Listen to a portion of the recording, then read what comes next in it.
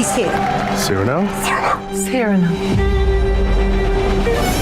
Pleasure to meet you, Cyrano de Bergerac. Anybody could play Cyrano. I'm doing it because, yes, I do have a built-in difference that I could relate to in terms of like feeling less than the person you love or feeling unworthy. What the movie speaks to is everybody knows that feeling. My sole purpose on this earth is to love Roxanne. Does she know?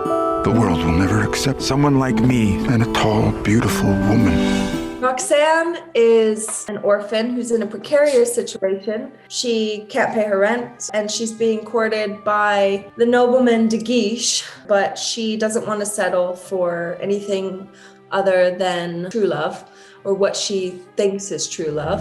I'd give anything for someone to say that they can't live without me and they'll be there forever. And then Roxanne sees a very handsome man in the theater audience and she instantly falls in love with him. Christian is a new recruit that comes into, Cyrano's land, I want to call it, because he seems like he kind of runs the town to me. And he meets this beautiful woman named Roxanne. He falls in love with her at first sight. And now he's on a journey to figure out, like, how do I get this girl, My true love has never stopped growing in my soul. From the day it was born there. From the day it was born. There. It's not that he can't do it, it's just that he doesn't know how to be himself fully in that space yet. And like his method of getting Roxanne isn't wrong, it's just not what she wants. You are a beautiful flower. I'm not a flower. I need more.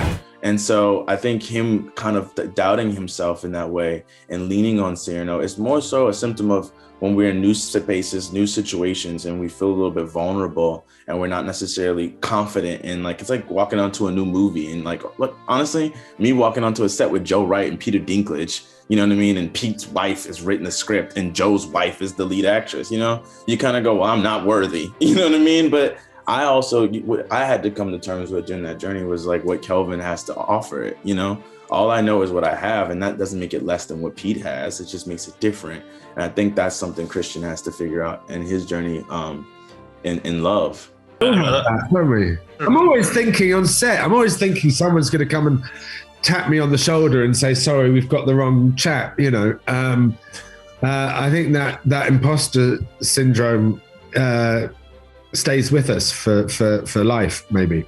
I remember I was having a crisis of confidence once, and I called up Alfonso Cuarón.